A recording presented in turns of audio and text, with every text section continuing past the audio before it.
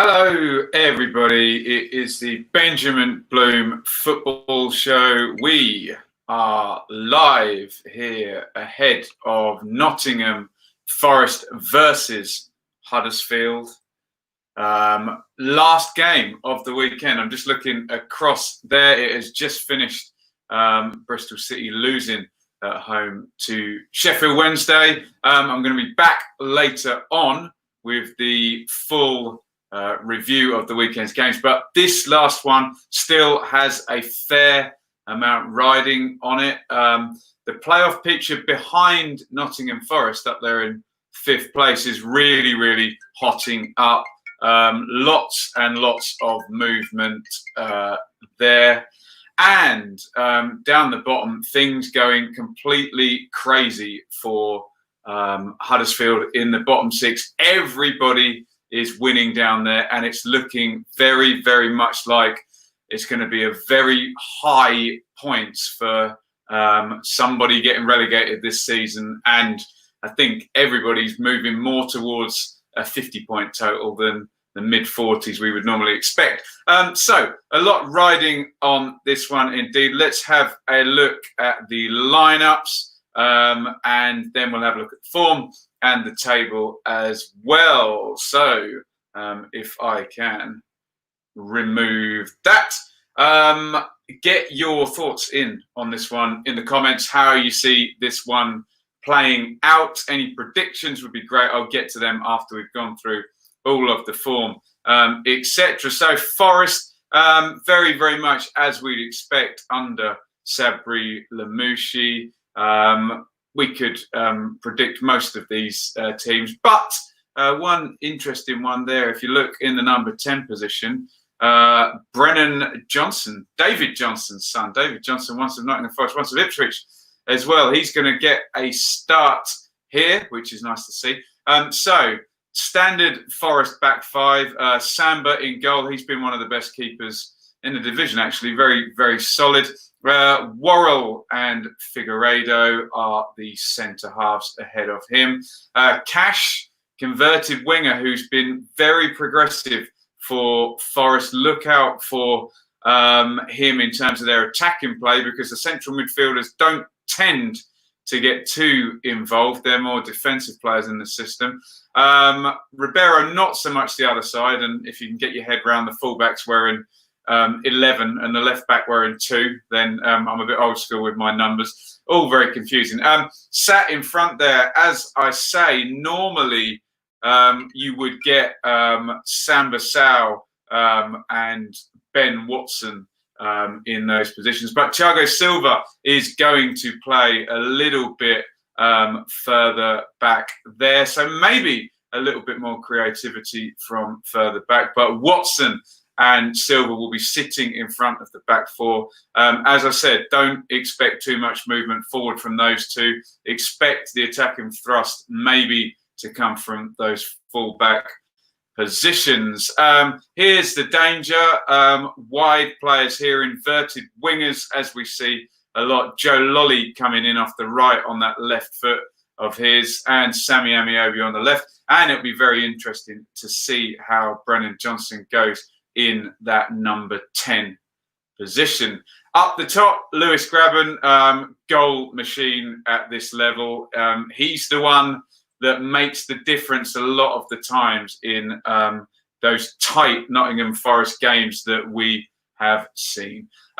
So Forest very much not predictable as such, but very stable in their selections, and we kind of think we know how it's going to go with them. Huddersfield developing under the Cowleys. It's far more their team now than Jan Siewert's or David Wagner's before, but still some familiar names from the past in Huddersfield, and a few hungover from the Premier League era there.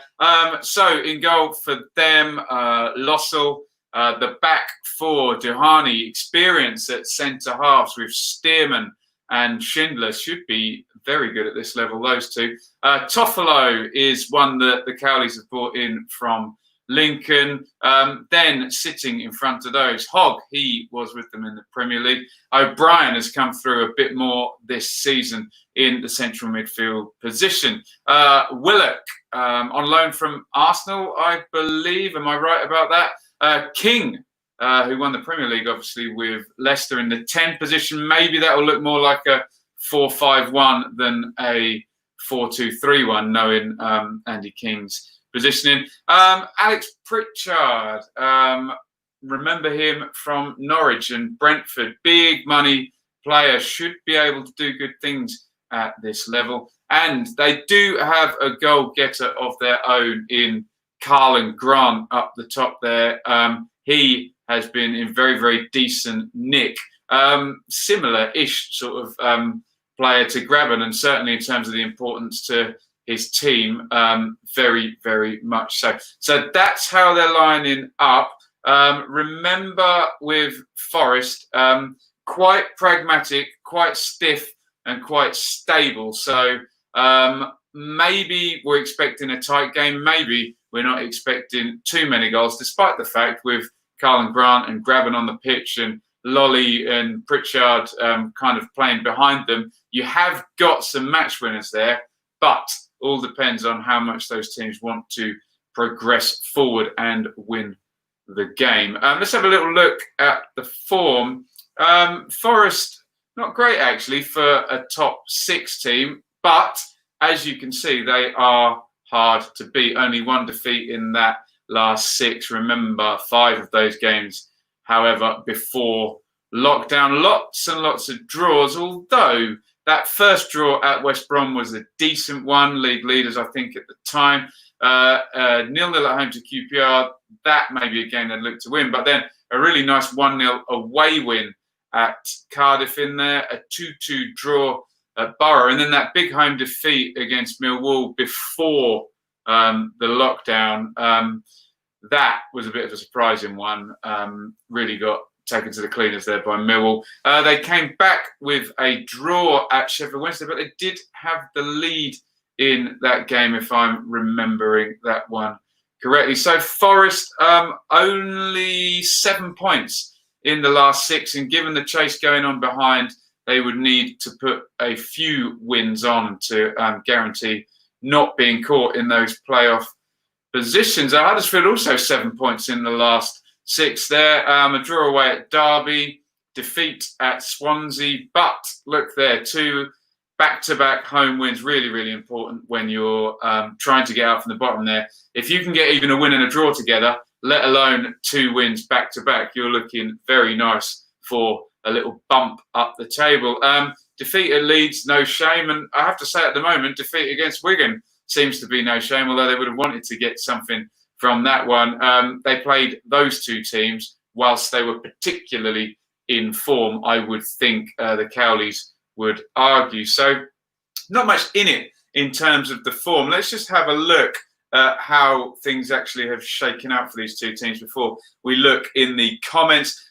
Forest still in 5th, but there is a charge beneath them. Cardiff have won 2-2. Derby, I think, have now won either 3-3 or 4-4. But I think 3-3 Derby.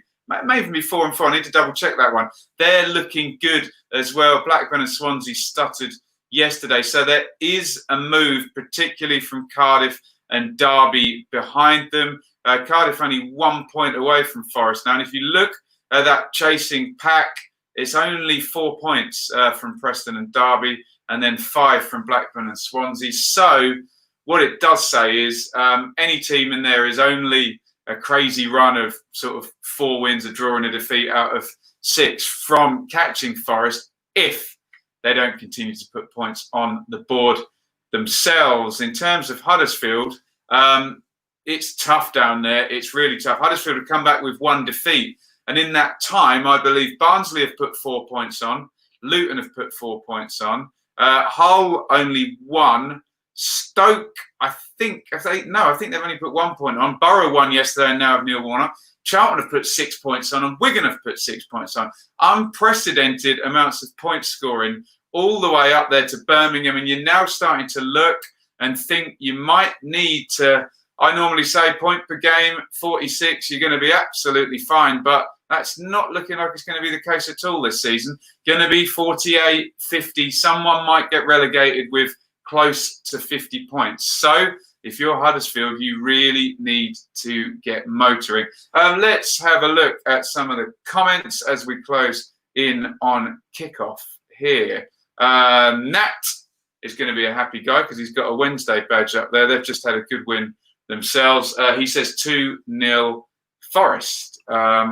Life of TikTok's my TikTok channel says Huddersfield are a difficult team to beat. So are Forest.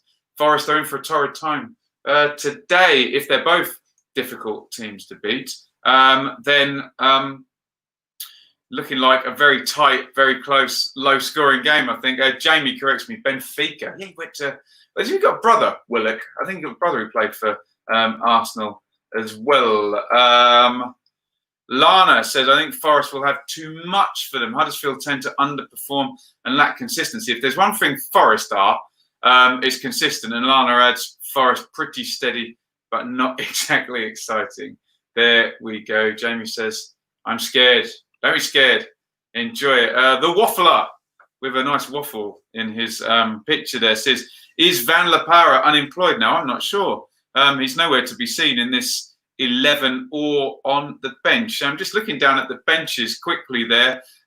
You'd be looking at, look, Chalobah, Bakuna, Kachunga, Fraser Campbell, Quainer, I remember from my Ipswich days. There's some attacking options off the bench if they can stay in the game, isn't there, Huddersfield? Forest there, Yao Carvalho, the huge bust, massive signing he was. They could do with him repaying some of that finger. Tyler Walker on the bench.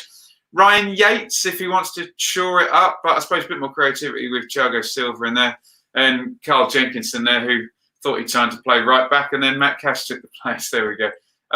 Oliver, who is a Huddersfield fan, says, haven't been this nervous for a long time. Everything is going against us at the moment. He's totally right. If you're going to get left behind down in that bottom six at the moment, if you're not picking up, and it looks like more than a point per game at the moment. You're looking at you're needing 1.2, 1.3 points per game even to stay with it. And you see Barnsley and Luton both 4 points. You'd think in normal times that would give you a chance, but they're still adrift at the bottom there, still by a few points. Owen is in a chat with his trees badge there. Come on, Forest, he says. And he adds, I think 2-0 Forest, Lolly and Grabban. They're the guys, aren't they? They are the guys for Forest if they're going to do it. Forest set up to be nice and tight and create not even high percentage chances for Lolly and Grabban. They don't need them. Even getting Grabban one-on-one with someone and him shifting it and scoring. Or Lolly, he can do all sorts from outside the box or on the move, as he proved against it was Wednesday last week, wasn't it? That's the danger of this Forest team. They're hard to score against, and there's just a couple of players in there who can, without creating that big high percentage chance, do the damage. Looks a lovely sunny day on the Trent. I'm just seeing Danny Cowley and the Huddersfield players coming out. Nicky Cowley not far behind. I do think if they can stay in the game, though, with people like Kachunga and Campbell on the bench, Bakuna as well as a good player, there might be something for Huddersfield. They need to be not losing at 60, 65 minutes before the splurs of substitutes to be able to do something. Right, the Waffler asks, what is Stoke's wage bill? Very high, I would have thought. Check out Kieran Maguire at Price of Football. He will have tweeted that at some point. Right, I'm going to bid everybody farewell and say to you guys, as Forest come out, Ben Watson leading them out, Joe Worrell there, the danger, Joe Lolly, Bryce Samba, good player in goal there. Please come back and see me at half-time. I'm just seeing the Forest lineup. In fact, Sky have got Brennan Johnson as a holding midfielder and Thiago Silva in the 10. So we'll see, not lining up with what Infogol have said, but maybe Silva would be better, a bit more creative.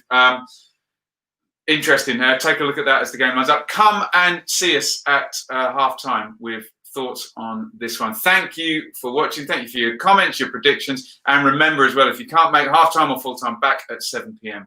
tonight with the with the Championship Review Show for game week 39. About to kick off at the City Ground. Enjoy it. See you at half time. Over and out.